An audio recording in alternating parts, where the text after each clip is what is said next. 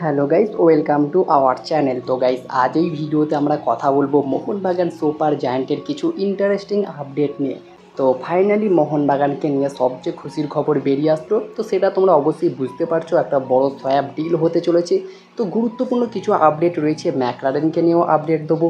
তো এছাড়াও বার্সেলোনায় খেলে ফেলা একজন দুর্দান্ত বিদেশির সঙ্গে কথাবার্তা শুরু করলো, কোন ক্লাব কী বৃত্তান্ত সব কিছু ডিটেলসে জানাবো। তো চলো বেশি দেরি না করে আজকের ভিডিও শুরু করা যাক। ভিডিও শুরু করার আগে চ্যানেলে যারা প্রথমবার এসেছো এবং সাবস্ক্রাইব করোনি তারা অবশ্যই সাবস্ক্রাইব করে দিও, পাশের বেল নোটিফিকেশনটিকে অল প্রেস করে দিও, তাহলে পরবর্তী ফুটবল রিলেটেড যে সমস্ত আপডেট তোমরা একদমই মিস করবে না। তো চলো শুরু করা যাক। প্রথমত কথা বলবো বার্সেলোনায় খেলে ফেলা একজন দুর্দান্ত বিদেশিকে নিয়ে, যার নাম সার্জি স্যাম্পার। আর সার্জি স্যাম্পারকে নিয়ে যদি কথা বলা যায়, তিনি একজন 29 বছর বয়সী স্প্যানিশ ডিফেন্সিভ মিডফিল্ডার। বর্তমান মার্কেট ভ্যালু 4.8 কোটি টাকা। বার্সেলোনার ইউথ ডেভেলপমেন্ট থেকে তিনি উঠে এসেছেন, বার্সেলোনার আন্ডার-16, আন্ডার-19, বার্সেলোনা বি এবং বার্সেলোনার মেন টিমেও খেলেছেন মেসি সুয়ারেজের সাথে। তো খুবই দুর্দান্ত একটি প্লেয়ার। তার সঙ্গে নাকি ইস্টবেঙ্গল কথাবার্তা শুরু করে দিয়েছে। As a 6th foreign player হিসাবে ইস্টবেঙ্গল এই দুর্দান্ত বিদেশিকে সই করাতে পারে।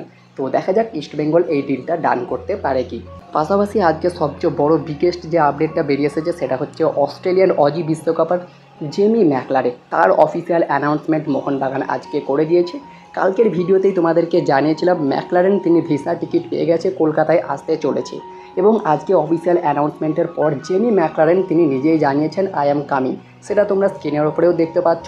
এবং 29 তারিখের অনুশীলনেও কিন্তু জেমি ম্যাকলারেন যোগ দিয়ে দেবে, এটা 100% confirm.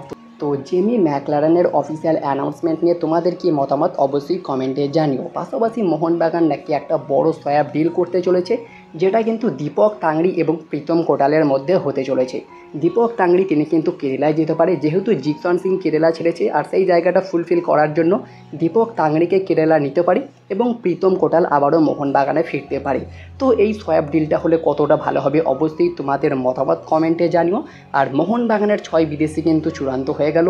Greg Stewart, Jason Cummins, Jamie McLaren, Dimitri Petratos, Alberto Rodriguez, Tom Aldred. তো এই 6 বিদেশি নিয়ে মোহনবাগানের বিদেশি স্কোয়াড কতটা স্ট্রং লাগছে অবশ্যই তোমাদের মতামত কমেন্টে জানিও। তো এই ছিল আজকের ভিডিওটি ভালো লাগলে লাইক, শেয়ার, কমেন্ট অবশ্যই করে দিও। আমাদের চ্যানেলে প্রথমবার এসে থাকলে সাবস্ক্রাইব করে পাশের বেল নোটিফিকেশানটিকে অল প্রেস করে দিও, তাহলে পরবর্তী ফুটবল রিলেটেড যে সমস্ত আপডেট তোমরা একদমই মিস করবে না। তো দেখা হচ্ছে পরবর্তী কোনো ভিডিওতে।